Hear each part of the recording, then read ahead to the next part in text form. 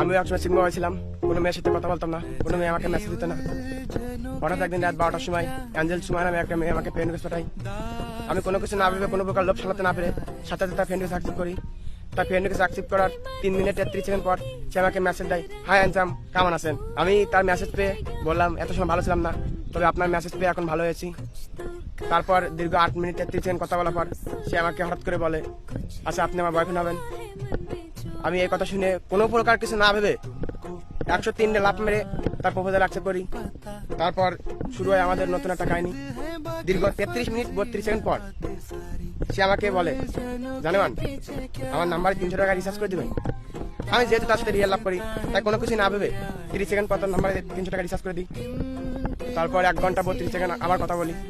কথা বলার পর তাকে আমি হঠাৎ করে একটা প্রশ্ন করে বসি। প্রশ্নটা এরম ছিল, আচ্ছা আপনি কি সত্যি মেয়ে? আমার না বিশ্বাস হচ্ছে না। তারপর সে একটা ভয়েস মেসেজ দেয়। ভয়েসটা ছিল, ভাই তুই প্রথম যে এত তাড়াতাড়ি আমার চিনতে পারলি। আসলে আমি ছেলে, কোনো মেয়ে না। ये भगवान क्या जुल्म है।